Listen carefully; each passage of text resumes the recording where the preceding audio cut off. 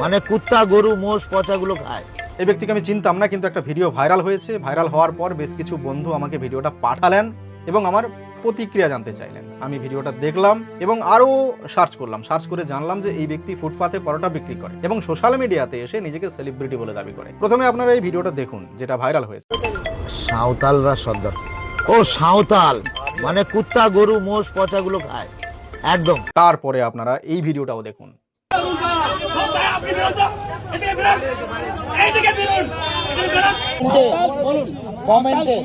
বলেছি এবং আমি আমি ক্ষমা প্রার্থী, এর জন্য আমি ক্ষমা চাইছি। কোন জাতির ব্যাপারে আমি বলবো।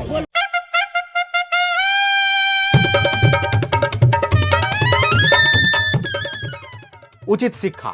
প্রত্যেক আদিবাসী বন্ধু ভাই দাদাদের কাছে আমার আবেদন, আপনারা আপনাদের আত্মসম্মান রক্ষার লড়াইটা এইভাবে জারি রাখুন, একেবারে এই আন্দাজে। আমরা সবাই আপনার সঙ্গে আছি, আপনাদের সঙ্গে আছি। তবে হ্যাঁ, এই ব্যক্তি যখন লাইভে অন ক্যামেরা ক্ষমা চেয়ে নিয়েছে, আপনারা করুণা করুন, ক্ষমা করে দিন। আমাদের প্রত্যেকের জানা দরকার আদিবাসীদের নিজস্ব একটা সংস্কৃতি রয়েছে। আদিবাসীরা জঙ্গলে শিকার করতেন এবং তারপর সেই শিকার করা পশু বা পাখির মাংস ভক্ষণ করতেন তারা। আদিবাসীরা মরা পচা পশুর মাংস কখনো ভক্ষণ করতেন না, এখনো করেন না।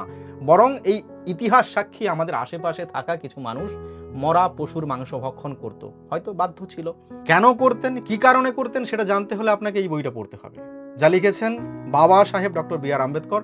আসলে কি জানেন, আদিবাসী মানুষেরা সবসময় নিজেদের জগতেই ব্যস্ত থাকেন, ছোটোখাটো বিষয় নিয়ে তারা গুরুত্ব দেন না। অনেক সময় আমরা মনে করি যে আদিবাসীরা অসচেতন কিংবা বোকা জনগোষ্ঠী।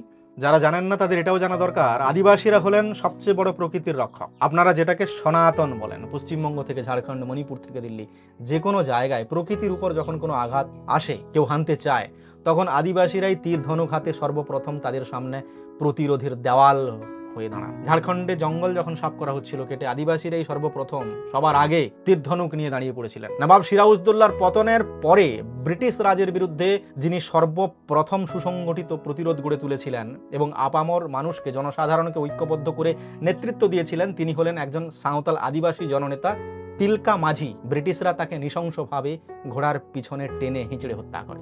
অথচ ভারতবর্ষের স্বাধীনতা আন্দোলনের মূলধারার ইতিহাসে আজও তিনি প্রায় উপেক্ষিত। তার অন্যতম কারণ সম্ভবত তার আদিবাসী পরিচয়। এবং শুধু তিলকা মাঝি নন, বিরসা মুন্ডা কিংবা সিধু কানুর মতো পরাক্রমশালী বিপ্লবীদের বীর গাথাও ইতিহাসের পাতায় অত্যন্ত সীমিত পরিসরে স্থান পেয়েছে। এর পেছনে কারণটিও আমাদের অজানা নয়।